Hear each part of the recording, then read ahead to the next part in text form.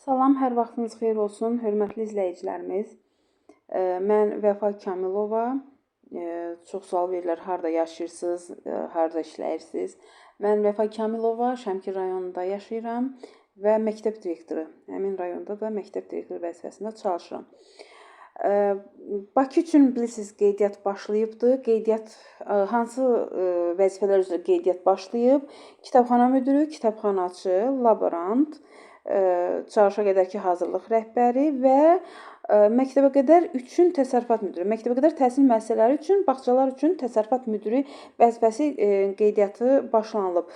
Baxın, burada vurğulanıb məktəbə qədər, yəni ümumi təhsil üçün yox, məktəbə qədər təhsil müəssisələri üçün təsərrüfat müdürlərinin işə qəbulu müsabiqəsi elan edilibdir. Mən bugün sizə indi deməli çağırışa qədərki hazırlıq rəhbərləri üçün hansı tələblər lazımdır, o hissəni qeyd edəcəm. Çox sual verilir bu hissədən.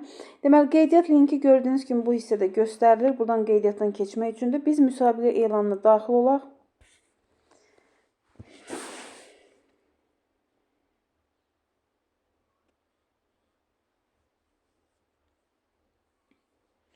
Deməli, gördüyünüz kimi çağırışa qədərki hazırlıq rəhbəri vəzifəsi üçün ümumi məlumatlar göstərilib. Hansı, yəni ki, çağırışa qədərki hazırlıq rəhbəri hansı işlər görməlidir? Vəzifə təlimatları bir növ, əmək funksiyaları bir növ burada göstərilir. Və biz keçək digər hissəyə. Çağırışa qədərki hazırlıq rəhbəri nələri bilməlidir?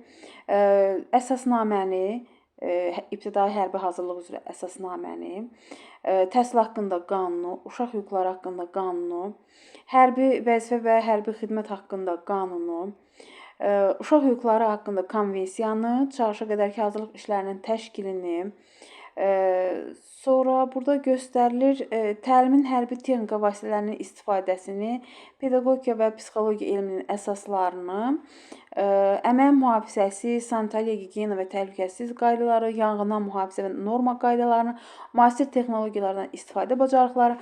Bunlar bizim dərslərimizdə zaten keçilir. Bunlar haqqında dərslər, belə deyək, mövzuyu təqdim edirik, materialları göndəririk özümüz qrupa. Mövzu təqdim olunur. Növbəti mərhələdə Zoom proqram vasitəsilə şəxslər sual-cavab edilir, namizədlər və bunlara uyğun testlərə baxılır. Bu üzrə dərslərimiz təşkil olunur. Bu deyək ki, deməli istiqamətdə. Sonra tələblər nələrdir? Mütləq, baxın, qeydiyyatdan keçdikdə mütləq bu tələblər olmalıdır. Ali və ya orta ixtisas təhsili, hərbi, ali mülki təhsilli, ehtiyatda olan zabitlər, baxın, bunlar qeydiyyatdan keçə bilirlər. Hərbi sahədə iş təcrübəsi arzu olunandır. İlkin hərbi hazırlıq üzrə biliklərə malik olmaq, fiziki hazırlıq və təhlükəsizlik qaydalarına dair biliklərə sahib olmaq, psixoloji dayanıqlıq və nizam-intizam qaydalarını bilmək. Bunlar tələblərdir. Deməli, yenə qeyd edirəm, ali və ya orta ixtisas təhsili olmalıdır, hərbi təhsili olmalıdır. Ali mülki təhsili və yaxud da ki, ehtiyatda olan zabitlər. Bu vəzifə üçün qeydiyyatdan keçdikdə bu şəxslər bu vəzifə üçün qeydiyyatdan keçdikdə onların deməli deyək ki, tələbləri ödəniləcək. Yəni onlar imtahana buraxılacaq. Sonra iş şəraiti, burada iş rejimi müəyyən edilir, gözləntilər, müsabiqə prosesi və s. Burada qeydiyyat mərhələsi, deməli, müsabiqə prosesi 4 mərhələdən ibarətdir. Qeydiyyat, test, müsahibə və vakant yer üzrə yerləşdirmə. Deməli, bu vəzifə üzrə test və müsahibə olacaq. Qeydiyyat mərhələsində namizədlər link vasitəsilə qeydiyyatdan keçməlidirlər. Məlumat yoxlandıqdan sonra, baxın, yuxarıda göstərilən tələblərə uyğunsuzsa da, siz test imtahanına dəvət olunacaqsınız.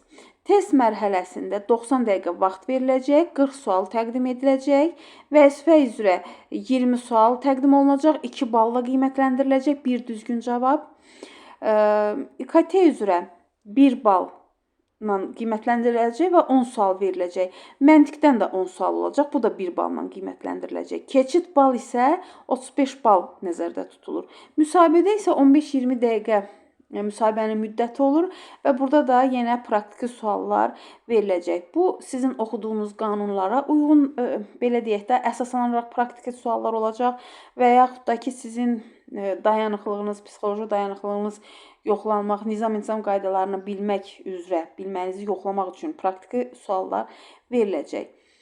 Və vakant yer seçildikdə, məsələn, vakant yerdə nə zaman seçilir? Siz qeydiyyatdan keçdiniz, qeydiyyatınız qəbul olundu, uyğun hesab edildiniz, test mərhələsinə buraxılırsınız, testdə iştirak edirsiniz.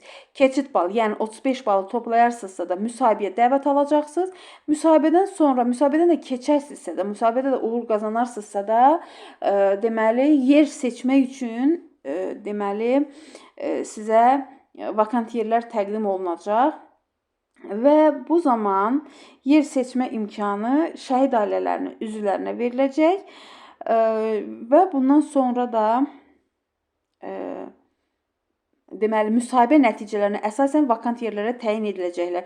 Müsahibə nəticələri də dedikdə, yəni müsahibədə yüksək bal toplayanlardan, əvvəlcə yüksək bal toplayanlardan başlayacaqlar.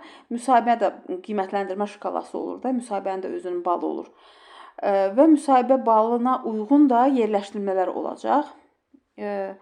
Deməli, eyni bal toplayan namizədlər üçün üstünlük meyarları nələrdir? Müvafiq vəzifə üzrə təhsili olanlar ali və yaxud da ki, orta ixtisas, təhsil səviyyəsi, magistratura, magistr, bakalavr, subbakalavr dərəcələri varsa da ilk olaraq bunlara üstünlük veriləcək və pedaqoji sahədə təcrübə varsa da bunlara da üstünlük veriləcək. Və müsahibədə uğur qazanıb, amma yerləşdirilməyən şəxslər ehtiyat kadr bazasına daxil ediləcəklər. Yəni, növbəti imtahana qədər bu şəxslər yerləşdiriləcək, vakant olan vəzifələrə yerləşdiriləcək. Amma bu da ən çoxu, baxın, 2 ildən artıq olmamalıdır. Həm növbəti imtahana qədər nəzərdə tutulur. Növbəti imtahan əgər müddət çox olarsa da, növbəti imtahanda deməli, müddət çox olarsa 2 ildən artıq olmamalıdır. 2 ildən sonra ümumiyyətlə o deməli qüvvədən düşür. Bu qədər. Hər birinizə uğurlar arzulayıram.